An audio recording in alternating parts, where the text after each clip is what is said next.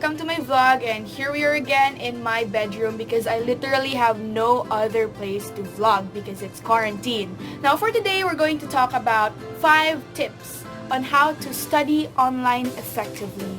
Because we all know it's quarantine, we're gonna have online classes pretty soon, especially for my Filipino friends out there.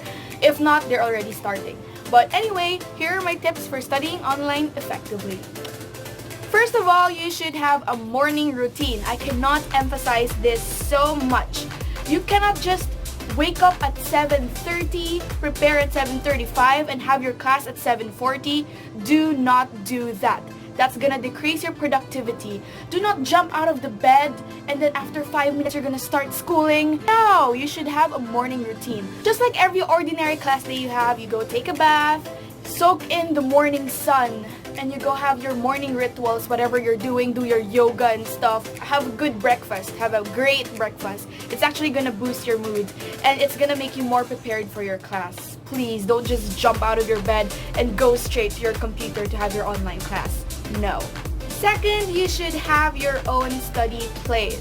Not study on your bed. I'm telling you, it's not gonna work. You're gonna fall asleep. You know, I've seen all of those videos online wherein they show a picture or a cell phone and then put it on the camera so that it seems like they're the ones who are attending but actually they're sleeping.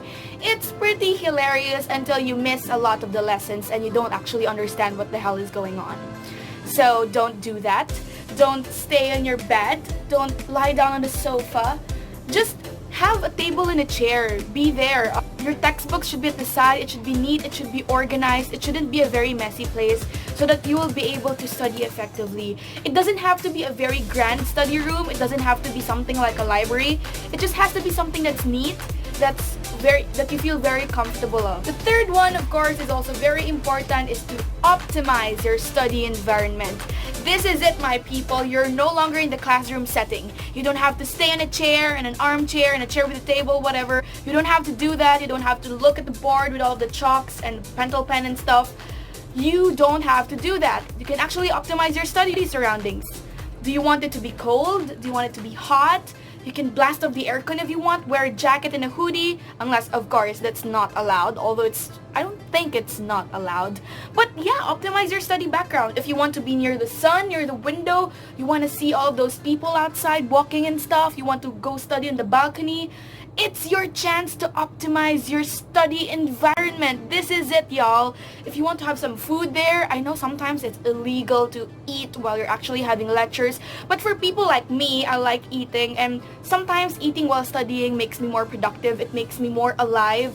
So why not have a bowl of stuff there, of food, of cereal, whatever you want to eat, and then you can study while eating. It makes you happier. It makes you more alive. Optimize your study environment, and it's one of the beauties of homeschooling, of studying from the comforts of your home, because you are actually comfortable and you can study comfortably, okay? Fourth, of course, is to take down notes. Just like if you're in a classroom setting, you have to take down notes. This does not apply only in homeschooling, but in schooling in general. Taking down notes is very important because if you take down notes, you can actually review it for later use. For example, later in the evening, you can look at your notes, you can see what has happened, and you can see every part of the lesson. Sometimes we don't absorb everything the moment the teacher says it, but if you take it down, you can actually notice every single thing that the teacher says.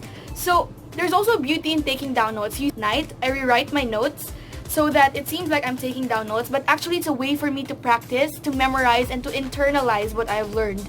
It's very helpful to write down what you've learned. You know, it just sorts of stimulates your brain to keep on learning that stuff, and it makes you actually remember it easier. And one more thing, it's very important to do all of those graphs and stuff. It summarizes your own lesson, your entire lesson, and it's gonna make studying a lot easier. It also is gonna help you understand the relationships between different terms, different lessons in areas of study. It will help you understand better, and it's gonna make you a better student, y'all. I'm gonna tell you, it's gonna make studying easier so much. And of course, my fifth one is probably a very weird suggestion. For me, I'm not the type of person that follows a schedule. Like, no, you cannot trap me into a single schedule, you know. So I know there are some schools out there that are more free, like they only give a certain deadline. You don't have to be in class every hour. There's just a certain deadline for the things you have to finish and you have to do. And that's actually an advantage for me because I want to do things at my own pace. If I feel like going fast, I want to go fast. I want to finish all of them in like 10 minutes or so. And if I want to go slow, I can finish one project in 3 hours or so. So I'm the type of person that doesn't want to be stuck in a schedule. And it's very helpful for me because those times of the day when I'm actually more productive, I actually get to do more stuff. And those times of the day when I don't feel like working, I can actually take a rest. While if you're in school, you have to finish this job in 10 minutes. You really have to do it regardless if you're feeling productive or not. Regardless if you're having ideas or if you're just blank, you know? So you have to take advantage of this flexible schedule because it's a time for you to actually, work depending on how yourself actually works, not how the school system works. But of course, for some people, it is more helpful to have a schedule because, we procrastinate a lot.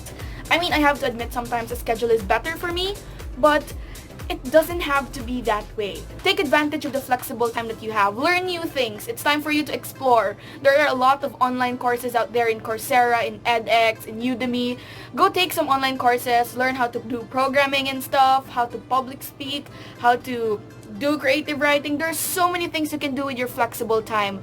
You don't have your extracurriculars anymore, so it's time for you to pursue something that you've been wanting to pursue for so long. This is the time. This is the sign. Pursue something new. It's flexible. Your time is flexible. Alright, so those are the 5 things I think is really gonna help you in your online studies. And I know that some of you, your online studies have already begun, and good luck to you in your online studies. And for those who are yet to begin in the August term or whatever, well, good luck. And I'm gonna tell you, it's not really that easy. There are really gonna be times where you just want to sleep and you just want to record yourself in the camera, put it on the camera and pretend like that's you when you're actually sleeping, But well, I hope you will be productive. I hope you don't waste this school year because, well, every day is a new chance for us to be educated, a new chance for us to learn new things. And I hope that every day you'll be able to learn something new. Bye-bye. Mwah.